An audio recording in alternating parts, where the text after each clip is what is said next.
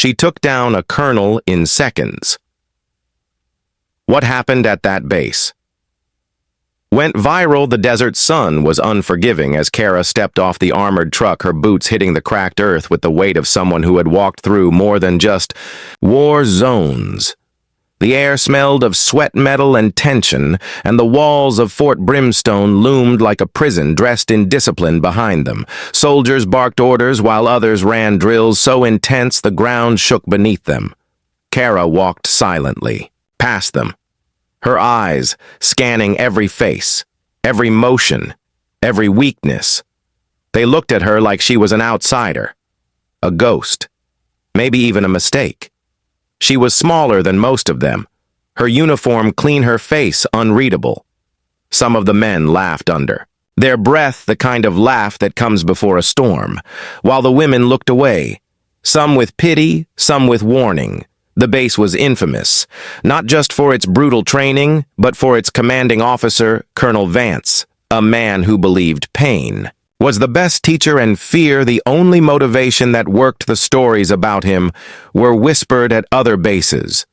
Stories of broken bones, forced marches in the dead of night, and punishments that felt more like war crimes than discipline.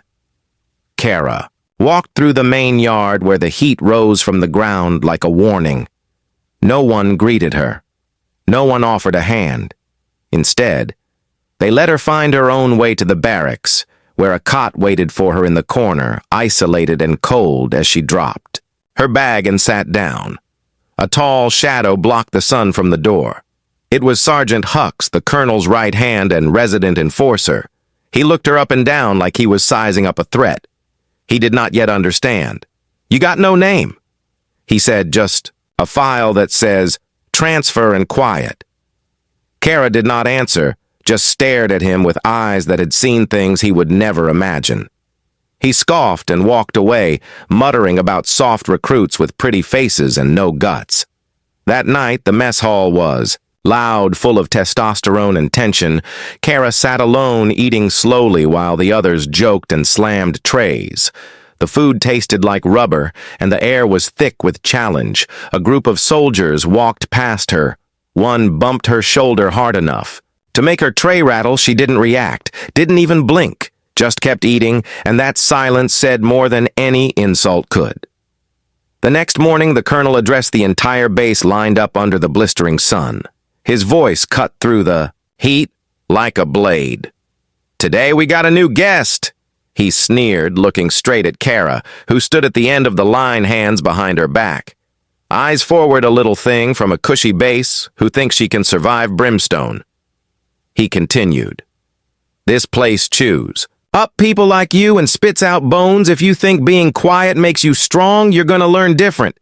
He paced past her, close enough that his boots kicked up dust onto her boots. She didn't flinch, not when he shouted, not when he called her a mistake, not even when he told her she'd be gone by the end of the week, broken like the rest. Her silence wasn't fear, it was calculation.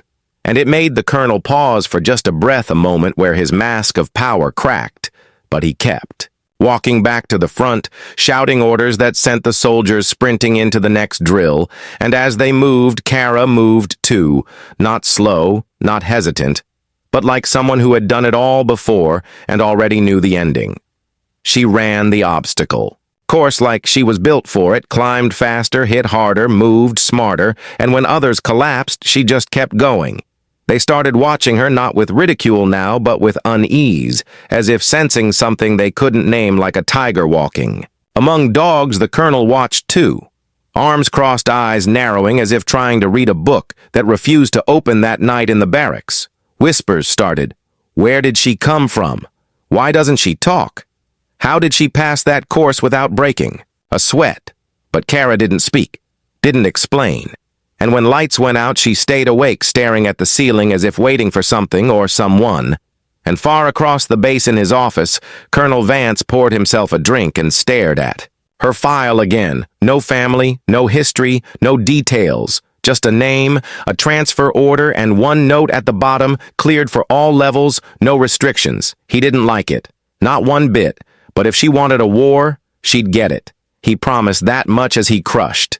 the glass in his hand, and let the blood drip onto her file like a warning sign she would not forget. The next morning, the base was humming with noise and sweat. Soldiers dragging their bodies through drills while instructors barked like wolves in a feeding frenzy. Kara stood in formation among them, silent as ever, her face unreadable, her stance. Perfect, her breathing calm, like she had been carved from stone.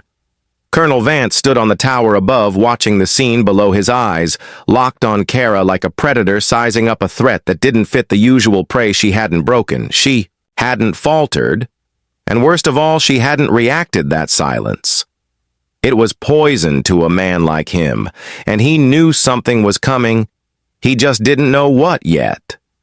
As the whistle blew and the troops gathered, he stepped down onto the parade ground, with boots that cracked the dirt like thunder. His voice rolled out across the yard, sharp and cold like steel. You think you're tough. You think just because you ran a few laps and climbed a few walls that you belong here. He spat into the dust. Some of you come from rich families, some from the streets, some from other bases. But here in Brimstone, I don't care where you came from. I only care if you break or not. And trust me, most of you will. His eyes swept across the line, then landed on Kara like a blade pointing straight at her. I don't like your silence, he said, walking toward her slow and deliberate.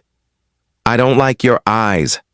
I don't like how you walk, like you've seen things I haven't signed off on. I don't like that. I don't know what makes you bleed. He stopped in front of her close enough to feel his breath. His voice dropped to a near whisper, but everyone could hear him. I am the voice of God in this place, and you will kneel like the rest. Kara didn't. Blink didn't move, her body still and calm, as if the threat hadn't registered, or as if it had, and she simply didn't care. The colonel stepped back, fury dancing behind his eyes, and raised his voice again. Everyone 10 laps now, move and just... Like that, the herd scattered, running across the blistering yard while he stood watching her the whole time. Kara ran too, but she didn't run like the rest. She ran like she was measuring the ground, calculating every step, like each lap brought her closer to something or maybe someone. The soldiers around her started noticing it too. The way she didn't sweat, the way she never spoke, the way her eyes were always watching. Always waiting. Whispers spread fast in the barracks that night. Stories of her past, none confirmed, all terrifying. One said she was part of a black ops team that vanished in a jungle raid. Another said she killed 3 instructors in a training accident and was buried by the system. Someone else claimed they saw a general salute her in secret, but Kara never corrected them. She never confirmed anything, and the more she stayed silent, the more dangerous she became to those who needed control. Colonel Vance paced his office that night, the walls lined with maps, photos, dossiers, and one file sitting open on his desk. Kara's file still mostly empty, still sealed beyond his clearance. But the parts he could read bothered him. A spotless record. A perfect score in every combat field, and a transfer order signed by someone high above his pay grade that always meant trouble, and he didn't like trouble unless he could control it. He decided it was time to test her, and not with drills, not with shouting. He wanted to see what she would do when cornered, humiliated, and pushed in front of a crowd. The next morning came with more than just the heat. It came with a setup. The colonel called for a full base demonstration on hand-to-hand combat, with every soldier lined up watching, while he circled the mat in the center of the field, barking out lessons that felt more like threats. Then he called for volunteers and picked 2 massive soldiers who brawled like bulls, smashing each other, while the colonel narrated the violence. Then he paused and turned to, "The troops, I want a real challenge." He said, someone with something to prove, and his eyes landed on Kara again. "You quiet girl, get up here. Show us what you've got." The soldiers turned to her, half amused, half concerned. No one had ever seen the colonel fight a recruit, especially not a woman, especially not like this. Kara stood slowly, walked to the mat without a word, and faced him while the entire base fell silent. Even the wind stopped blowing. The colonel smiled wide, but it was a smile with teeth. Not joy. and he leaned close enough to whisper into her ear before they began, "When I drop you, don't cry. Just remember you were warned." And as he stepped back into position, something in her eyes changed. Something ancient and dark and hungry, and in that moment the colonel had no idea how close he already was to losing everything. The sun hung like fire above the mat where Kara stood across from Colonel Vance, who cracked his neck and rolled his shoulders like a wolf ready to rip through flesh. The crowd was silent, not from respect, but from the eerie tension that had crept into their bones. No one had ever seen a recruit fight a colonel, and no one ever expected to, because this was Brimstone, where orders were law and disobedience was crushed before it had a chance to breathe. But something about this wasn't normal, and deep down they all felt it. Kara stood still like a statue. Her feet rooted her body, calm, her hands loose at her sides. The colonel raised his fists, smiling the way snakes do when they know they've already sunk their fangs. He moved first fast, and hard, lunging in with the force of a man who had dropped dozens before her, but Kara didn't flinch. She shifted just enough to let him pass, like wind slipping past stone. Then she moved not with hesitation, but with precision. Her arm caught his wrist, her foot twisted his balance, and in one motion he was on the ground, not hurt, just surprised his smile vanished for a split second, and something primal flashed in his eyes, rage, humiliation, fear. He sprang up faster this time, shouting, something about getting serious, and the soldiers watching could feel the storm brewing.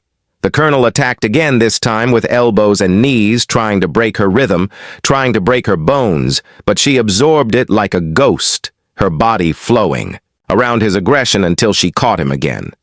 This time, his arm twisted behind him, and in the blink of an eye, he was slammed face down into the mat. The sound cracked across the field like thunder. He rolled over, gasping, his eyes wide and confused. As if the world no longer followed his rules, Kara stood over him, unmoving, her face unreadable, her eyes locked onto him, not with hate, but with something colder, something that said, "I warned you." The colonel jumped up again, his pride bleeding faster, then his skin. He roared and rushed her this time, fists flying, a fury meant to end it. And that was his last mistake. Kara moved like lightning. Her foot swept his legs and he stumbled forward. She caught his wrist again, and with one brutal twist, a sound echoed that turned stomachs, a clean, sharp pop. His arm bent the wrong way and he dropped to his knees screaming, and just like that, it was over. 317 soldiers watched as their untouchable colonel collapsed in pain, clutching a useless arm, while Kara stood over him, calm, silent, untouched. The silence stretched and stretched until someone finally ran forward, a medic shouting orders. Others rushed in, surrounding the colonel, who screamed at them to back off, even as tears of pain ran down his face. Kara took one step back from the mat, then turned and walked away, without a word. Every soldier moved aside like water around a ship. No one could look her in the eye. Some tried, but her gaze was too heavy, too ancient, like she'd seen battlefields. Their nightmares hadn't even imagined later that night in the barracks. No one spoke. They just stared, every eye darting toward her as she sat in silence, cleaning her boots as if nothing had happened. Stories had already started spreading. Faster than wildfire, some said she used to train assassins. Others swore she was a ghost in human skin, but the truth no longer mattered. What mattered was the image burned into their memories, the colonel screaming on the mat, Kara standing over, him like a shadow made of steel. Somewhere deep in the base, command offices exploded with panic, higher-ups on calls trying to spin the story before it leaked too far too fast, but it was already too late. Someone had recorded it. A shaky phone clip, already spreading through private channels and group chats, the colonel downed by a recruit in seconds, and that recruit not even looking proud about it, just walking away like it meant nothing. The image alone was enough to spark a storm. The colonel himself ordered the clip scrubbed, demanded the soldier who filmed it be punished. But the truth was out, and command knew what was coming. Kara was summoned that night, pulled from her cot, and taken under escort to a secure building, not arrested. Not threatened, just watched like a bomb. No one knew how to defuse. She didn't resist, didn't speak, just followed orders like always, calm, steady, unshaken. And as the door closed behind her, the soldiers outside whispered the same thing over and over. What did we just see? Who is she and what happens now? Because no one at Fort Brimstone would ever forget what they had witnessed that day. And no one knew if it was the end or just the beginning. Inside the secured room, the air was thick with silence. Kara sat alone across from a metal table, her hands resting on her lap, her face showing nothing. The walls around her were concrete, and the only sound came from a buzzing light above that flickered, like it couldn't decide if it wanted to stay on or die. A camera in the corner recorded her every breath, but she didn't look at it. She didn't move. She didn't ask why she was there or how long it would last outside the room. 3 officers argued in hushed voices. 2 were from internal affairs. The third was Major Crowley, the colonel's second in command, and the only one who had served long enough to know that what happened on that mat wasn't just an accident. It was a message. The colonel had been taken to medical, still screaming, still cursing Kara's name, still trying to convince himself that what happened wasn't real, but it was his arm broken in 2 places, his pride shattered in front of the entire base, and no explanation would ever undo what they saw by nightfall. Every soldier knew the story. Those who missed it had watched the clip 100 times, slowed it down, analyzed every move Kara had made. Some called it luck, some called it skill, but most knew better. There was no hesitation in her motion, no doubt in her steps. She hadn't been defending herself. She had been ending something, a slow storm that started the moment she stepped on that base. Major Crowley walked into the room, then closed the door behind him with a soft click. He didn't sit. He just stood there watching her like a man trying to decide if the thing in front of him was human or something else. He finally spoke, voice low and careful. "You know, you could be court-martialed for what you did." Kara looked up, eyes sharp and distant. If he expected an apology, he didn't get one. He continued, "I've been here a long time. I've seen recruits break. I've seen officers abuse power. I've even looked the other way once or twice. But what you did, that was surgical. It was too clean for someone with your file, which is either lying or written by ghosts." She didn't respond, so he took a step closer and said, "Tell me this was personal, and I might just believe you, care enough to be punished for it. But if this was something else, something bigger, then I need to know." Now Kara finally spoke, her voice calm and low like wind slipping through broken glass. "I didn't attack him. I finished him." Crowley froze, not because of the words, but because of the way she said them, without hate, without pride, just the way someone might describe switching off a light. He sat down slowly, eyes never leaving hers, and asked, "Who are you really?" Kara said nothing, and for a while neither did he. But in that silence, something changed. He stood up again and said, "You're being released to quarters under observation. But this isn't over. Someone upstairs wants to see your file, and when they open it, I want to be on the right side of the fallout." He left the room without waiting for her to reply, as if he already knew she wouldn't. Outside the room, word had already spread to other bases officers and trainers asking questions, videos being deleted but copied faster. Then they could be removed. What happened at Brimstone was no longer just a base incident. It was a firestorm, and in the middle of it was one woman who had said almost nothing, done almost nothing, and still turned the entire chain of command inside. Out Kara returned to her cot like nothing had happened. Sat down, cleaned her boots again, and ignored the way everyone watched her like she was a live wire. Some kept their distance. Others tried to make small talk. She never answered one soldier. Left a protein bar on her bed. She didn't touch it. 2 others argued quietly in the corner, one claiming she was a Special Forces washout. The other swearing he saw her photo once at a black site briefing. But nobody knew for sure, and nobody was brave enough to ask. Not after what she did. The colonel remained in the infirmary under sedation. Furious, humiliated, and silent for the first time in years. But even his silence couldn't stop the clip from going viral across the underground network of soldiers, training camps, and combat zones. It played over and over again the moment his body hit the mat. The second, his arm snapped the stillness on her face when she walked away. It was more than just a video. It was a symbol. It was a warning. It was a question that no one in uniform wanted to answer. Who trained her? What was she doing there? And most of all, what had she come to finish? Because deep down, they all knew it wasn't over. Not yet. Not by a long shot. 3 days passed since the colonel hit the mat, and the base had not recovered. The drills continued, but the air had changed. The shouting lost its sting. The swagger drained from the boots, and every soldier now walked with a weight, not from exhaustion, but from knowing that rank and reputation meant nothing in front of the wrong opponent. Kara moved through the days like a shadow, silent, unreadable, precise. She trained harder than anyone, but never showed off, never spoke unless necessary, and never reacted even when others tried to provoke her. Someone threw her gear into the mud during a morning inspection.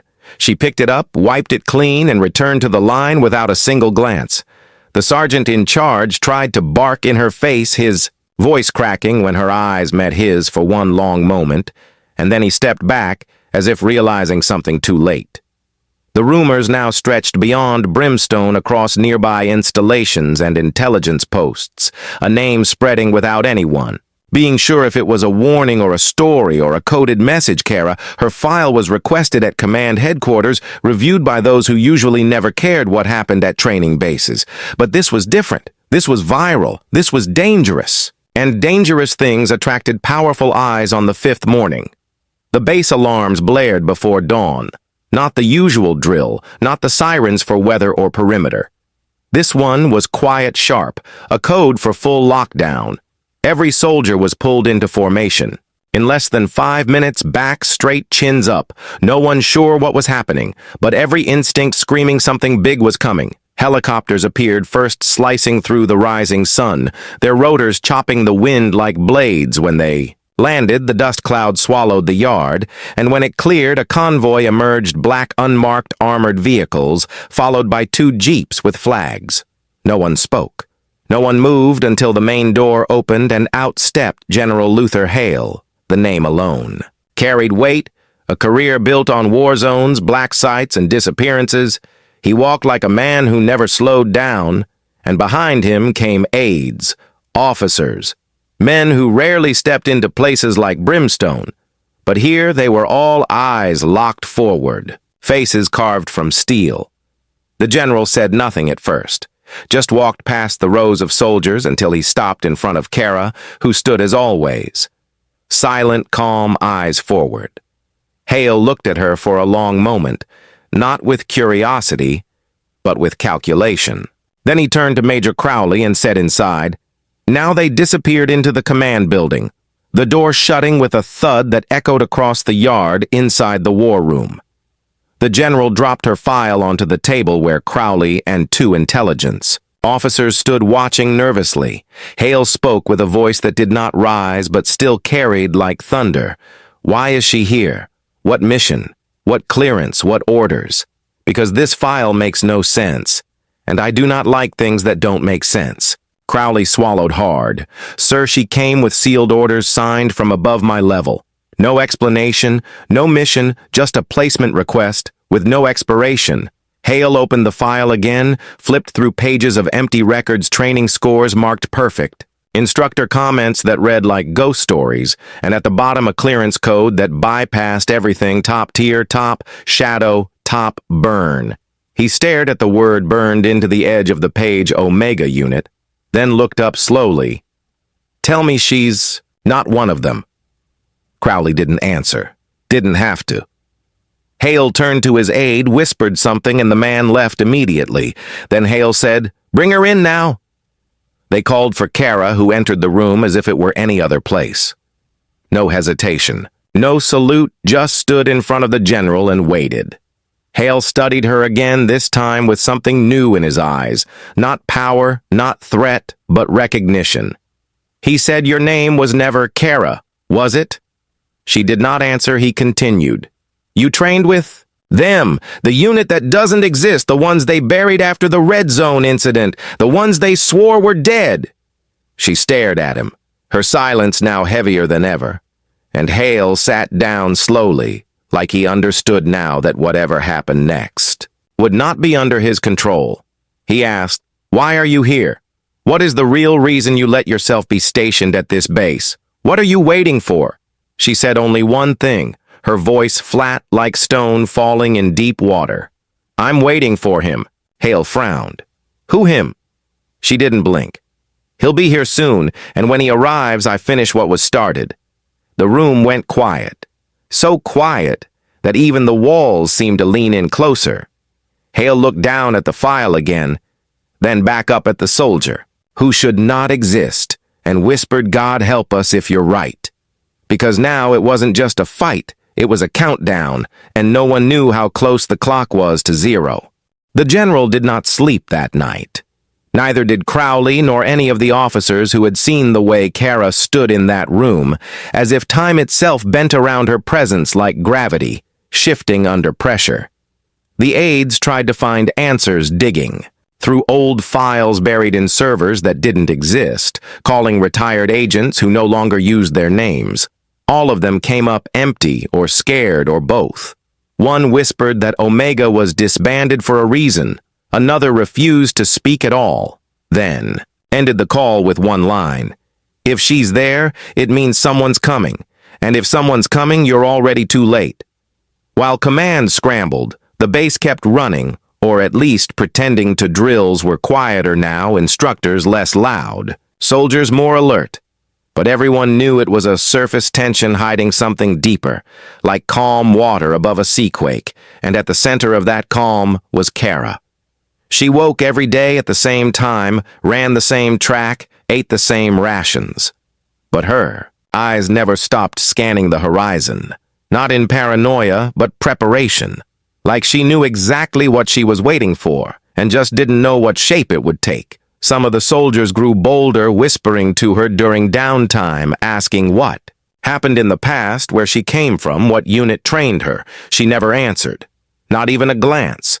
Those who kept pushing backed off eventually after their boots went missing or their lockers were mysteriously emptied without a trace. No proof. Just warning signs that whatever protected her was bigger than anything they could understand. Meanwhile, Colonel Vance was still recovering in the infirmary. His arm reset in metal, his pride shattered beyond repair. He refused to see anyone, not even Crowley. But word spread that he woke up screaming every night, shouting about eyes made of frost and hands that moved. Before thought caught up in his dreams, he saw the mat over and over again, reliving the moment he stopped being feared and started being forgotten. And on the 6th night, everything changed. The storm rolled in just after sunset, a hard wind slamming into the walls like fists, rain pelting the rooftops in sheets, thunder rolling across the base like distant artillery. Then the power flickered once twice, held steady, but every light felt dimmer, like something was draining energy not just from wires but from the air itself in the command tower. Crowley watched the monitors uneasy. The perimeter was clear. The motion, sensors silent, the cameras stable. But still he felt it like pressure against his chest, the feeling of being watched from inside the wire from somewhere no camera could see. Hale stood behind him, arms crossed, eyes locked on the screen that showed. The barracks where Kara sat alone, cross-legged on the floor, eyes closed like she was meditating or listening to something far beyond the storm. Crowley turned to Hale and said, "We should move her somewhere secure." Hale shook his head. If what she said is true, then nowhere is secure. Not for us. Not for her. Out in the yard. The soldiers stood in formation, waiting for final checks. The wind slamming into their backs, lightning flashing behind the fence. Then came the sound. Not thunder, not rain, but silence, sharp, sudden, unnatural. The kind of silence that comes before something breaks it like glass, and then the lights cut out every single one at once. Not just the base, but the backup grid too. Like someone had reached into the sky and unplugged. The stars yelling broke out flashlights, clicked on sweeping beams across empty dirt, but nothing moved. No alarms, no footsteps, no shapes. And then the first scream ripped through the dark. A sentry near the gate gone just like that. 1 second standing. The next vanished without a sound. Another light caught a shadow darting across the roof too fast, too silent to be normal. Chaos erupted, instructors shouting orders, radios crackling static as soldiers ran to defensive points, but no one knew what. They were fighting what they were chasing, what they were running from, and Kara stepped out of the barracks calmly. Her face turned toward the sky like she could see through the dark. Like the storm itself was talking to her, Hale watched from the tower frozen, then grabbed the mic on the emergency line and barked orders. Lock it down, all squads full alert. Move now, but it was too late. A second scream followed, then a third, then nothing again. Just silence and rain and the sound of boots pounding. Into mud as the base turned into a war zone with no enemy, and in the chaos, Kara began walking slowly toward the edge of the base toward the gate, as if called by something no one else could hear, and in her hand, she now held something no one had seen before, a small silver tag engraved with a single letter V, and as she stepped into the night, the general finally understood what she had meant. Days ago, this wasn't about the colonel or the base or the mission. This was personal. This was a ghost returning home, and death was walking behind her with bare feet and silent breath. The storm kept roaring, but it was no longer the loudest thing on base. Now it was the sound of boots in panic shouts cutting through static radios, trying to make sense of what was happening, as flashes of movement danced in the corners of the dark. And the soldiers of Brimstone realized they were not ready for this. Kara walked through the chaos untouched by fear or confusion. Her eyes locked forward like she could see through the rain, like the shadows meant nothing to her, like she had already lived this night in her memories, and knew how it would end. The tag in her hand glinted whenever lightning struck, and some who saw it swore it pulsed like it was alive, like it was calling something. And then the outer gate opened, not from power, not from signal, it just opened, creaked wide on its own, and the wind that blew in was colder than the storm had any right to be. Every soldier turned toward it, weapons raised, fingers, shaking eyes wide, trying to find a target in the black. But there was nothing then, movement, then silence. Then a figure stepped through, dressed in black, soaked from head to toe, but calm, the kind of calm that made men nervous, his face hidden by a hood. His steps slow, like he wanted them to see him, like he wanted them to feel how powerless they really were. Hale stood at the top of the command post, staring through the reinforced window as the figure came closer. Crowley beside him muttered, "That's impossible."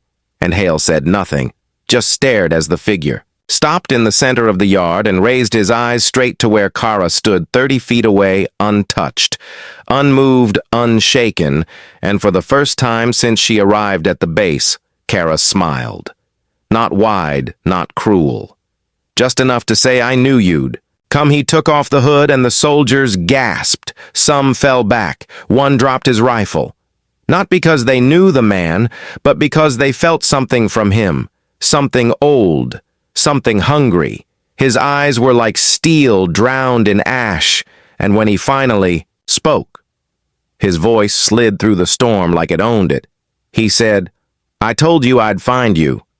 Kara didn't move, didn't blink. She said, "I was counting on it." And then they charged, not like animals, not like humans, more like two storms slamming into each other full force. No hesitation. No sound. Just contact. A flash of fists, knees, elbows, moves too fast for the eye to follow. And the soldiers watching forgot their fear, forgot their orders, forgot everything, because they were witnessing something not meant for mortals, something that did not belong to this world. Hale turned from the window, yelling for lockdown, yelling to pull back all units, but no one moved. Not because they didn't want to, but because they couldn't. Their bodies frozen.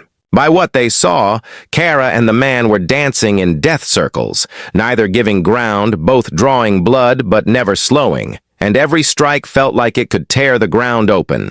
The man slammed her back once, twice. She twisted out of it, caught. His arm brought him down hard. He rolled, broke free, kicked her off. The mud flew, the rain hissed, the storm screamed, but still they fought like memories, like vengeance. Given shape and breath, and the longer they fought, the more the air changed. Not just the wind, not just the storm, but the very feeling in the bones of everyone who watched something ancient. Something wrong, like the base had been built on cursed ground, and tonight was the reckoning. Hale stared through the glass and whispered, "He's not just a man, is he?" Crowley shook his head, not anymore. And then Kara finally spoke during the fight, a whisper as she twisted behind him and locked his arm. "You killed them all, didn't you? The team, the handlers, Omega 1 through 6. He," grinned blood on his teeth, and said, "And I'll finish what I started starting with you." She drove her elbow into his spine. He dropped, twisted, grabbed her wrist, spun, and threw her across the yard. But she landed light-rolled, came back faster, and, for the first time, he flinched. She saw it, and she pressed harder, faster. His rhythm cracked, his breath heavier, his moves sloppier, and Kara saw the opening. She had waited for years, trained for years, bled for. She moved in, swept his leg, caught his. Wrist twisted, spun his own weight against him, and then she drove him into the ground the same way she had done to the colonel. But this time she didn't stop. She pinned him, her knee on his chest, her hand at his throat, and the silver tag pressed to his forehead, and she whispered, "You took everything from me, and now I take it back." Lightning struck so bright it turned the world white for a second, and when it faded, the man was unconscious, blood seeping from his mouth, and Kara stood over him, her breath heavy, her face blank, her hands shaking just once, before she tightened her grip again, and the storm began to quiet, and everyone around realized it was over, or at least they hoped it was, but deep down in the silence after the clash, they knew it was only part of the story, and Kara was not done, not yet, not by a long shot. The storm had broken the clouds, thinning. The rain slowing, the wind turning into a whisper that barely touched the edges of the base, as if even nature was exhausted from witnessing what had just happened. Soldiers stood frozen around the courtyard, staring at the man crumpled on the ground, staring at Kara, who remained standing over him, her face unreadable, her eyes cold, as if she was still somewhere else, still back in that memory that no one else had seen. Hale pushed through the command. Door walking down toward the scene without speaking, his boots crunching wet gravel. His heart pounding not with fear, but with awe, because nothing in his career, nothing in his classified briefings or black site interrogations had ever prepared him for this. Crowley followed behind, silent, his mind racing, trying to make sense of how one woman could overpower something like that, something inhuman, something that did not die easily. Kara finally looked up when Hale approached, her voice low, controlled. "This is not over." Hale narrowed his eyes. "What do you mean he's down?" She shook her head slowly. "You think he came alone? He never comes alone. He's the scout, the opener, the crack in the door, and now that it's open, the rest will come." Hale stared at her, then at the unconscious figure, blood mixing with mud. Then he gave a sharp order, "Secure him now, full lockdown." Triple guards move and a squad rushed forward, but they hesitated near the body as if afraid it might rise again. Kara walked past them toward the inner wall. The part of Brimstone rarely used the old sector built decades ago when the base had been something else. A research station, a prison, a containment zone, depending on which version of the story you believed. She stopped at a steel hatch, rusted half buried in gravel, and stared at it like it was calling her Hale. "Followed what is that door?" she answered quietly. "It's not on any map because they erased it, but I remember it. I was here once before. The fire before the cover story." Hale glanced back toward the yard, then back at her. "What's down there?" She looked at him. Finally really looked at him and said, "The real reason Brimstone exists, they think this is a training base, a forgotten outpost. But it's not, it's a vault, a cage, and something inside wants out." Hale nodded slowly, then turned to Crowley Preppa team. "We go in 10 minutes, but Kara shook her head. No team, just us, too many eyes, too many mouths, too much fear, and if fear gets in down there, we don't come back." Hale didn't argue. Somehow deep in his bones, he knew she was right. So they opened the hatch with a grind of metal and a hiss of stale air and descended into the dark. The stairwell wound deep into the earth. No lights, no sounds, just the echo of their steps and the growing sense of pressure, like walking into the belly of something old, something angry. The walls were lined with marks, some faded, some fresh numbers scratched by hands, long gone words written. In codes languages neither of them recognized, and then they reached the bottom, a wide chamber lit by one flickering panel, and in the center was a room made of glass or something like it. Thick, reinforced, smeared with something dark inside it stood, a chair metal bolted covered in restraints, and beside it on the ground were 6 tags, just like the one Kara carried, each with a letter, each worn. Each stained. Hale looked at them, then at her. "You said he killed your team." She nodded. "Omega-1 through 6. We were sent to shut it down, but it was a trap. We were the test, not the response. He wanted to see what we'd do under pressure, how far we'd break, how much we'd reveal. He used us, broke us, and when he was done, he buried us. Not just literally, but in records, in memory, in truth." Hale stepped closer to the glass. "What is it?" And Kara whispered, "It's not what it's..." Who he called it. Vector and entity. A ghost, an experiment gone wrong, but he didn't kill it. He released it and made us believe. It was over. Hale turned to her, then said, "If it's still in there, why bring us back down?" Kara shook her head. "I'm not sure it ever left." And before he could speak again, the lights cut out again. Not a flicker, not a surge, but a full blackout, and in the dark, something moved on the other side of the glass, a shape standing up from the chair. A pair of eyes opening, glowing faintly red, and a voice sliding through the dark like oil. "I remember you, Kara.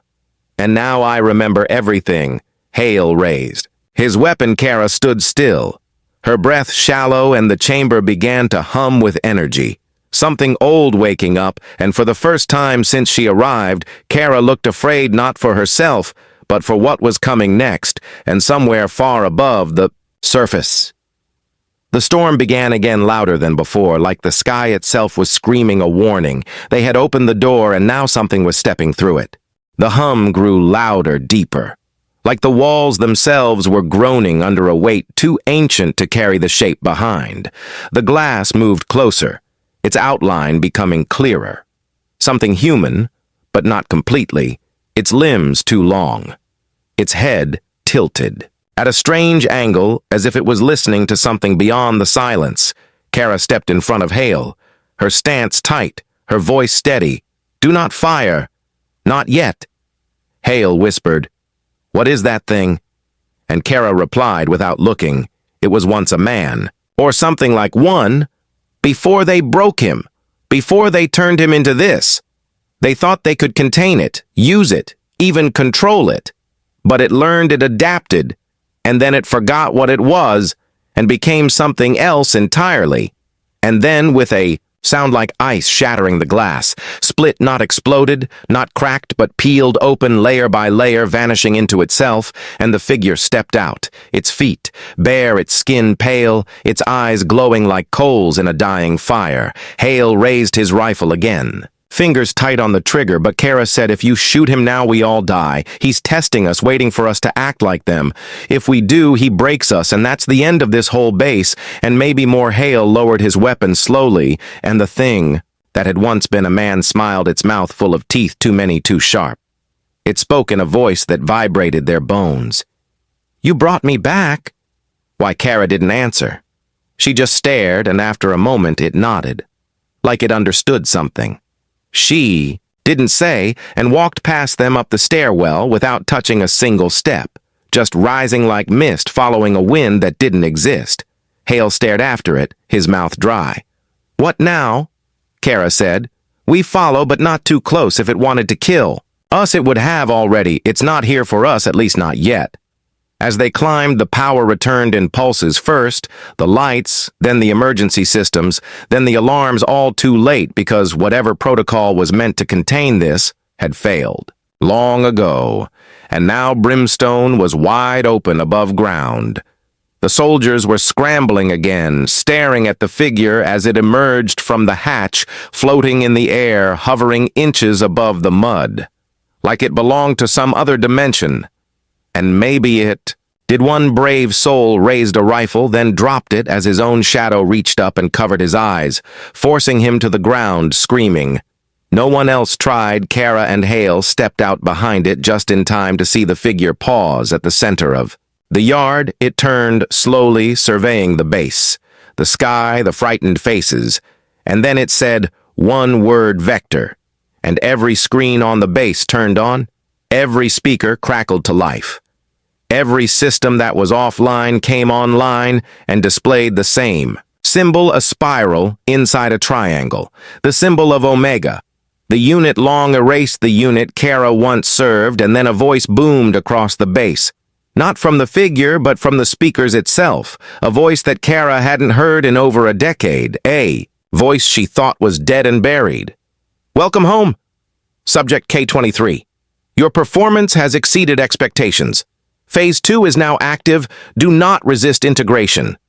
Hale looked at Kara, confused, angry. "What the hell is happening?" she said. "They never stopped. The program Omega was never shut down. They just went deeper. They used me. They used all of us. And now they're using him again. They sent him to trigger me to wake Vector to make this place a beacon. And now they're coming to collect." Hale grabbed her arm. "Then who's coming?" Kara said, "Everyone who thinks they own this power and every ghost they buried to keep it secret." And as she spoke, the sky changed again.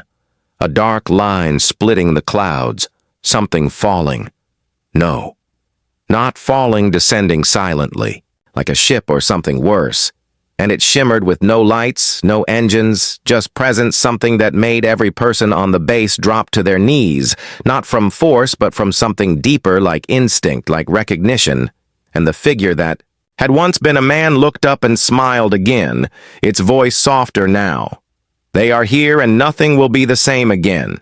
Kara turned to Hale. "This is bigger than Brimstone, bigger than command, bigger than every lie they told us. We are not soldiers anymore. We are witnesses, and if we survive, we are the last line before whatever this is breaks into the world." And Hale finally understood. This was not a mission. This was not a battle.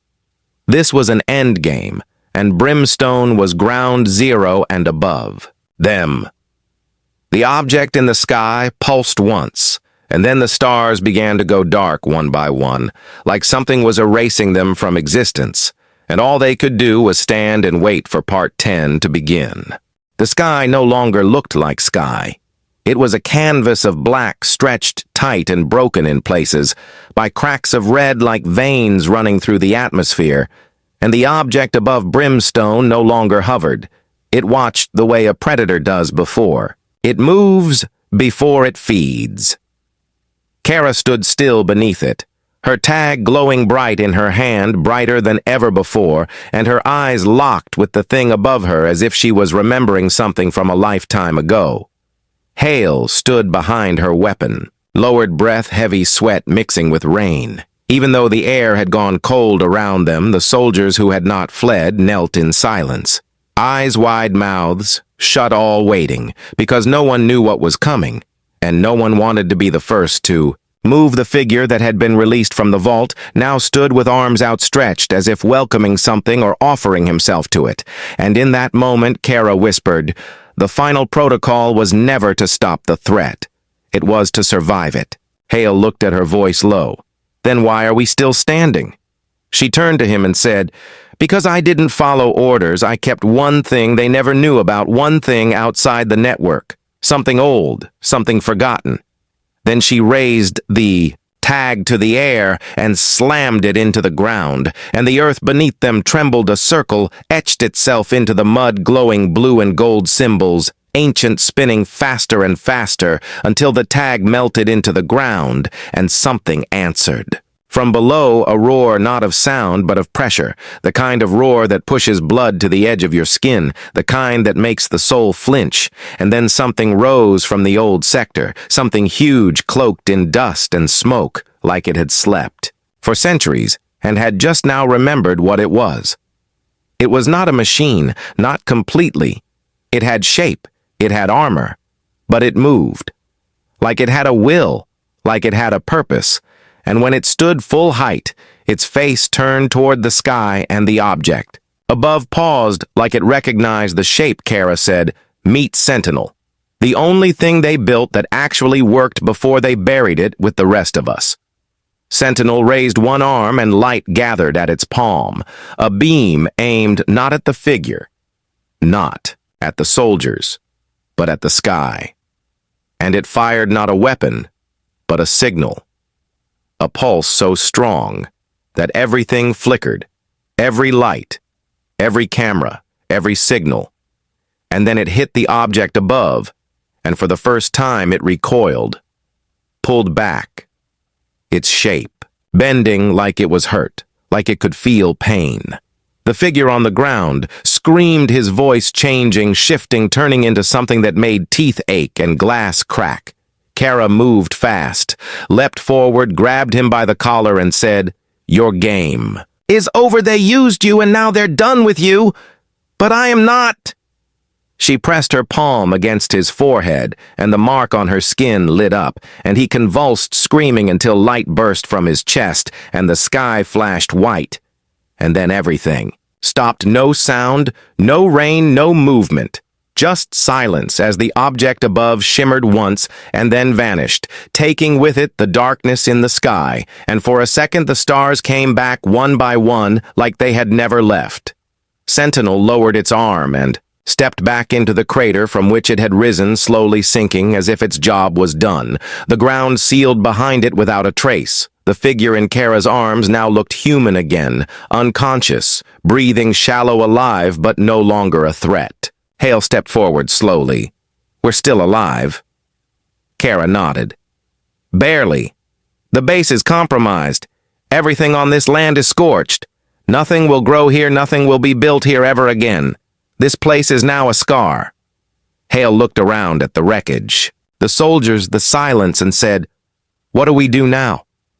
Kara stood slowly, cradling the tag, now cold, now dark, and she said, "We vanish, we scatter. We become the story they never wanted told, and maybe one day someone finds this place and sees the marks and understands." Hale nodded and said, "You think anyone will believe what happened here?" And Kara smiled. Not the smile of victory, not the smile of relief, but the smile of someone who finally ended something. And she said, "They won't have to believe it. They'll feel it in the ground, in the wind, in their bones. Brimstone will never be quiet again." And as dawn broke, the sun rose over a base no longer marked on any map, no longer remembered by any file, a base where something ancient had tried to rise and failed. Because one woman refused to follow the script, one woman refused to forget, and one woman reminded the world that even in the dark, there are those who still burn. And that was how the story went viral, not because it was uploaded, not because it was shared, but because everyone who had seen it, who had survived it, carried it in their eyes, in their silence, and in every step they took after. Because Kara wasn't just the soldier who took down a colonel, she was the one who ended the game before it ended the world.